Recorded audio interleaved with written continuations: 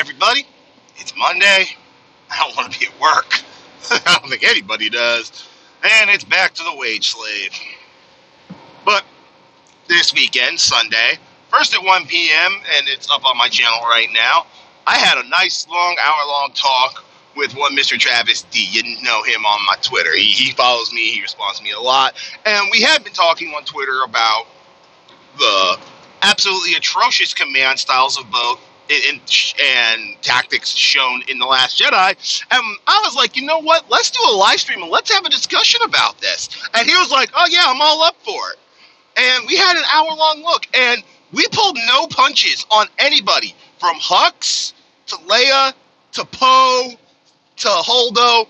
We looked at everybody and just at Akbar. I mean, we looked at everything, the tactics, command structure, chain of command, and we were like, as two veterans, we're like, this is absolutely fundamentally wrong from A to Z. And we dove in and discussed it, because there are many times I bring up a point, he just sat there, starts shaking his head, laughing, going, oh God, it's so wrong, let's dive into this. And it was great. And he brought up, he hopes to do more discussions about more, military movies or battles and stuff like that. And I'm, oh yeah, all for it. And any other veterans who want to join in, by all means, come join us. This might turn into a weekly segment where we, talk an hour about a movie like Battle of the Bulge, or, we look at maybe Band of Brothers, which I need to sit down and actually watch all the way through, because I've always caught pieces and segments, but I actually like to sit down and watch the whole thing. I've gotten through like episode 3, and then, life happens. So I need to sit down and actually watch the whole thing. But even from the first 3 episodes, I'm like, this is freaking fantastic. But anyways, and then later that day, it was supposed to happen at 5, ended up having it 6 on a Sunday, though. We may have to push this to Saturday because it's football season, and a lot of people are watching football, but they said, yeah, we'll watch it later afterwards, which is still kind of cool. I still like recording and talking with the guys. But I got to talk to Mr. Superfan Adam Shawhan and Mr. Moist, Brandon Moist, both from World Class Bullshitters comment section, and the Bullshitters love those two guys. I like these two guys. I've gotten to meet Mr. Adam Shawhan. He's a great dude to hang out with. And we just talked about, because we hadn't talked since, Game of Thrones wrapped up, and we had our, overall season 8 thoughts and opinions, and it's like, let's catch up with these two guys and see what's going on, because Mr. Moist, he does Civil War reenactments from both the perspective of the Union in a Civil War, and, what it was like being in the armies and all that great stuff. And I think that's a great thing to explain history from both points of view. And he and I even talked about it. It's like, there are certain, Civil War generals on the Confederate side that did not want to fight against the United States, but their state decided to secede, and they're like, well, it's my home state. I have to defend it. Whether I agree with its policies or not, it's my home. Like, he brought up a cavalry commander. I can't remember what his name is. I want to say Beauregard, but I know it's not Beauregard, but he, did campaigns through Shenandoah Valley where, Mr. Moist lives. And even Robert E. Lee didn't want to fight against the United States, did not want to secede. But when his state voted to, it's like, I must abide by what my state has decided. Because if Virginia hadn't seceded, Robert E. Lee would have been the commanding general of the Union Army off the bat. And let's just say the Civil War would have looked very, very different. Very different. But that's neither here nor there. But we talked all sorts of pop culture news, from the Spider-Man thing, Rambo, the Joker controversy, just giving our 2 cents on everything that's been going on. And we might get back in the habit of doing that under the moniker of the 3 Wise Men, which both guys thought was absolutely hilarious. I just kind of picked it at the last second. But anyways, 2 live streams, pretty much back to back on the same day. I had a hell of a lot of fun. I hope you all catch those, because they are great fun to do, and with a great group of guys on both live streams. But after singing those hosannas, I want to talk about something else, and it was something that I was watching on a channel called Raging Golden Eagle. Now, this guy, he's an acquired taste, and some of the stuff he says, I'm just sitting there going, yeah, you're off there in MGTOW incel la la land, buddy.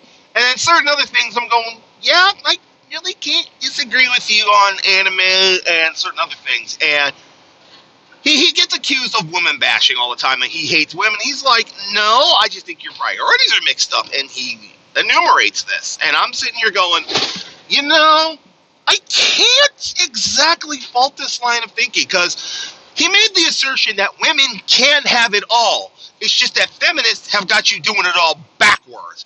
Because feminists want women acting like men in their 20s and 30s, getting a career, basically on the, sex carousel. And by the time you're 40, you've made your money, you've gotten established, you have all the things a guy would have, and then you want to have a family, and guys are looking at you going, no, that's not what I want. And I'm just going, yeah, I can't fault this. This does sound rational, logical. He made the point of women in your 20s. Settle down. Find the guy, have the family, raise your family. When you're through your 20s and 30s. Get your degree later. And I'm sitting here going, honestly, I can't fault this logic. Also, because when you're in your 30s, like let's say you had your kids like when you're 22. You get your kids, to where they're self-sufficient, maybe at 13 or 14 where they can watch themselves and they don't necessarily need you there at all times. They're in middle school or just starting high school. When you can leave your kids by themselves, and you generally, if you've raised them right, expect them not to wreck the house and, not do stupid shit. Or at least stupid shit that you can tolerate. Because, we were all teenagers. We've all done stupid shit, myself included. I can tell you stories. But anyways, generally get them self-sufficient and then go to college. And I'm sitting here going, this isn't bad advice, because like him, I've also seen a lot of these women in their 30s and 40s who got bought into the feminist ideal, got their careers, got all this material stuff they thought they wanted. They look around, they're 40, their biological clock has completely ticked past them, and they're going, I can't find a guy, I'm alone, where have all the good guys gone? Well, when you were 20, you had your pick of the litter. You're 40. You're really not, and this is no shade at women, but you're really not in your best childbearing years anymore. I mean, if you chose that way and you're totally cool with it, hey, more power to you. But if you're hitting 40 and, you don't have a man, you don't have kids, and, you feel your biological clock ticking, yeah, you kind of missed the ship. You kind of missed the boat. So, and also, like, let's say you go back to your college in your 30s. Where's the shame in that? I went to college when I was 30. So what? Plenty of people do these days. It's life.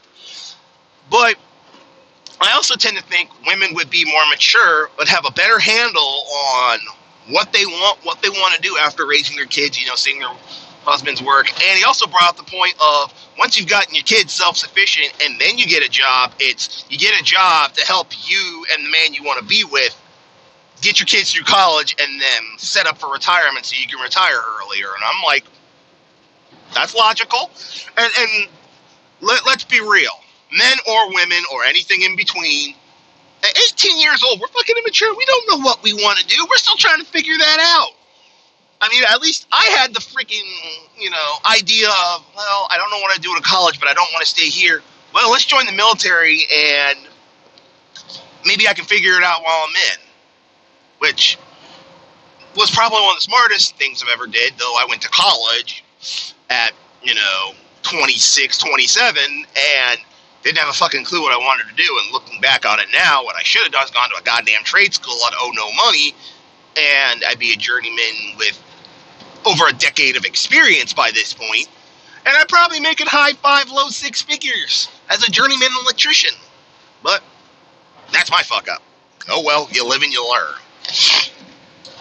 But the problem is, kid on the way, I can't afford to drop out, go to a tech school with no money, and not be able to support myself, my wife, and my soon-to-be child. I just gotta, I gotta work on the now, which is my trucking job, which kind of goes nowhere, but it does pay the bills. Anyways, but going back to the point overall is, women in your 30s, you're more mature, you have a better grasp on life. If you've had that family, well, you now know, hey, you and your husband, again, you can help your husband be the breadwinner. You can do it all. You can have that family. You can have self-sufficient, good-raised kids, and still, I mean, sure, You'll be getting into the job force a lot later than some people, but you'll have maturity. And he brought up a point of, what would you rather have? A 40-year-old woman with really no work experience, fresh off a degree, but she's had a family and been raising them for the last 20 years and just got them into high school and stuff, and now she got her college degree, she's mature, and she wants to enter the workforce, versus a 20-something who barely knows what the hell she's doing, has absolutely no maturity, by and large. I'm like, yeah, I'm probably going to hire the 40-year-old woman too. Sure, it's an entry-level job, but you know what? She'll probably be dedicated, rise through the ranks quickly, and will probably have a very good, sturdy head on her shoulders. I cannot fault this logic. I mean, guys, I mean, even Raging Golden Eagle said, guys, I know this is a tall order. Stop thinking with your pecker and start thinking with your head. Who's usually more mature, more stable, head on their shoulders person going to be? The 20-something, barely out of college, still probably is dicking around and has no clue what she's doing, or the 40-year-old who has life experience, managerial experience, because she's had to manage a household, kids, money, all this fun stuff, has gotten a degree and now wants to work really hard so she and her husband can retire and have money set aside and get her kids through college. What are you going to pick? Quite honestly, if you look at it logically, I'm going to pick the 40-year-old woman, because she's probably going to be dedicated. She's already got all that,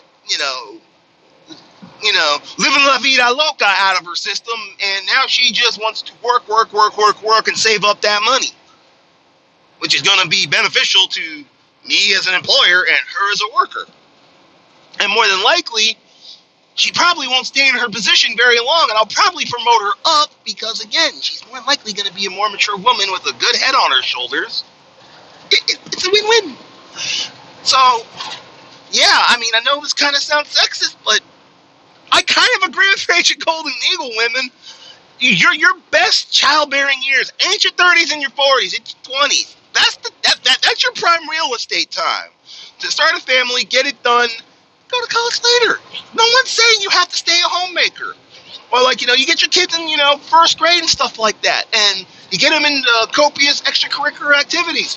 Well, get a job or go to college while they're at school for the day. And, by the time they're 30, they're, roughly in middle school by this point. You're on your way into a career. No one's saying you can't do it. Just flip it. And flip it good. No. Just kidding. But anyways, just take the feminist ideology, flip it on its head. You can get it all. I agree with them. And guys, if you're in your 20s and a girl is serious about settling down and you're totally into this girl,